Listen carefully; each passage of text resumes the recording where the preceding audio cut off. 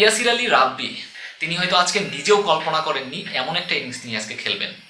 একেবারে যেই রাজশাহীকে সবাই বলা বলি করছিল যে দুর্বল রাজশাহী, দুর্বল রাজশাহীর নাম পরিবর্তে তারা টাইটেলে ট্যাগে লিখতেছিল যে দুর্বল রাজশাহী। অ্যাকচুয়ালি দুর্বল না দুর্বার সেটা কিন্তু আজ প্রথম ম্যাচেই তারা প্রমাণ করে দিল।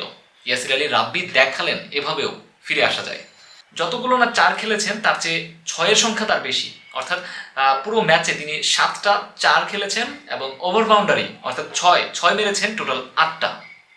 সো কনফিডেন্ট লেভেল তার কতটা উপরে ছিল সেটা তার ইনিংস দেখলে আসলে বোঝা যায়। যারা খেলাটি উপভোগ করেছেন তারা অবশ্যই বলতে পারবেন যে ইয়াসির আলী রাব্বি কি পরিমাণে একটি বিধ্বংসী ইনিংস আসলে আজকে উপহার দিয়েছিল। 200 স্ট্রাইক রেটে তিনি ব্যাট করেছেন। 200 স্ট্রাইক রেট বাংলাদেশি ব্যাটারদের কাছ থেকে যেটা আসলে অকল্পনীয়, যে চাওয়াটা বাংলাদেশের দর্শকরা অনেক দিন থেকেই চেয়ে আসছে যে স্ট্রাইক রেট, যে স্ট্রাইক রেট টি-20 স্ট্রাইক রেটে ব্যাট করা উচিত, সেই স্ট্রাইক রেটটা কিন্তু আজকে ইয়াসির আলী রাব্বি সেটা দেখিয়ে দিলেন। এভাবেও টি-20 ক্রিকেটটাকে খেলা যায়। দুর্বার রাজশাহী প্রথম দিকে কিন্তু ব্যাকফুটে চলে গিয়েছিল। শুরুতে 5 রানে একটা উইকেট পড়ে যায় এবং তারপরে 25 রানে আরেকটি উইকেটের পতন হয়। 2 উইকেট পড়ার পরে মোটামুটি বলা যায় একটু ব্যাকফুটে ছিল, কিন্তু সেইখান থেকে যেভাবে তারা ইউটার্ন করে ঘুরে দাঁড়িয়েছে অবিশ্বাস্য, এক কথাই অবিশ্বাস্য। এনামুল হক বিজয় প্রশংসার দাবিদার। এনামুল হক বিজয় বাংলাদেশের জাতীয় ক্রিকেট দলের একটা অবহেলিত ওপেনার। সুযোগ দেওয়া হয় কিন্তু ক্রিকেটে তাকে আসলে ম্যাচে নামানো হয় না। এরকম অহরহ উদাহরণ রয়েছে, তিনি সেটার প্রমাণ দিলেন। দুর্দান্ত, এক কথাই দুর্দান্ত একটা ইনিংস আজকে উপহার দিল দুর্বার রাজশাহী। 3 উইকেট হারিয়ে, অর্থাৎ 2 উইকেট প্রথমে পড়ে যাওয়ার পর মাত্র 3 উইকেট হারিয়ে তারা 197 রান করেছে 20 ওভারে। সো এই ম্যাচটা যদি ফরচুন বরিশাল বের করতে চাই, ফরচুন বরিশাল জয়ের জন্য তাদেরকে কঠোর পরিশ্রম করতে হবে। এক কথায় তাদেরকে কঠোর পরিশ্রম করতে হবে এবং তাদের শতভাগ খেলতে হবে। দুর্বার রাজশাহী দুর্দান্ত একটা পারফরমেন্স করেছে আজকে। তাদের ব্যাটারদের এক্ষেত্রে 100% অবদান আমি মনে করি যে ইয়াসির আলী রাব্বি যেভাবে একটা দলকে যেভাবে উপরে তুলে আনলেন, এটা এক কথায় অকল্পনীয়। ইয়াসির আলী রাব্বি জাতীয় দলে আসা যাওয়ার মধ্যে ছিল একটা সময়, এরপর ভালো একটা গ্যাপ চলে যায়। তার কঠোর পরিশ্রম করছিলেন, নিজেকে পরিবর্তন করার যে প্রয়াসটা তার মধ্যে ছিল এবং তিনি সেই বিপিএল এর মাধ্যমে সেটা কিন্তু তার প্রমাণ হয়ে গেল যে তিনি কতটুকু পারেন।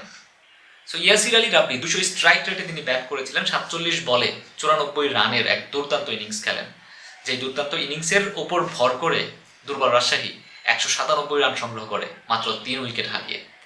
এখন এই মুহূর্তে ব্যাটিংয়ে রয়েছে ফরচুন বরিশাল 10 ওভার 3 বলে, আমি যখন ভিডিওটা করছি 10 ওভার 3 বলে 91 রান সংগ্রহ করেছে, বাট 5টা উইকেট কিন্তু তারা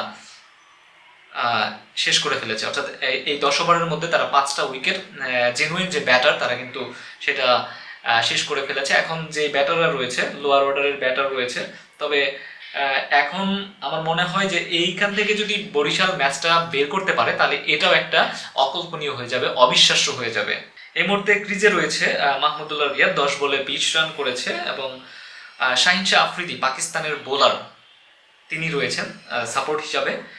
তো আমার মনে হয় না যে এখান থেকে আসলে একটা ম্যাচ বের করা সম্ভব, যদি হয় সেটা অবিশ্বাস্য হবে। মাহমুদুল্লাহ রিয়াদ একার পক্ষে কোনোভাবেই সম্ভব না একটা টি-20 ম্যাচকে এত দূর নিয়ে যাওয়া। অন্যদিকে ফরচুন বরিশালের ছিল তারকার ঝনঝনানি, তারকায় ভরপুর ছিল ফরচুন বরিশালের স্কোয়াডটা, কিন্তু তারা ব্যাটসম্যানের ওপর যেভাবে আসলে জোর দিয়েছিল তাদের বোলিং লাইন আপটা কিন্তু অতটা পেশাদারিত্বের পরিচয় আসলে ছিল না।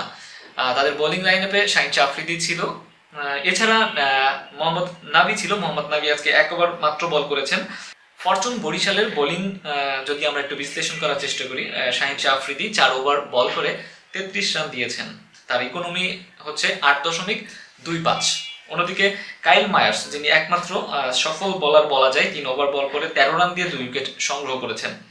আর যারা বল করেছেন তাদের আসলে তেমন বলার মতো কোনো পরিসংখ্যান এখানে নেই। আশরাফ রয়েছেন 4 ওভারে 42 রান দিয়ে 1 উইকেট শিকার করেছেন। তারপরে মন্ডল 4 ওভারে 55 রান দিয়েছেন। তাইজুল ইসলাম 4 ওভারে 44 রান দিয়েছেন, কোনো উইকেট পাননি। মোহাম্মদ নাবি 1 ওভার বল করে মাত্র 3 রান দিয়ে তিনি কিন্তু আর বোলিংয়ে আসেননি।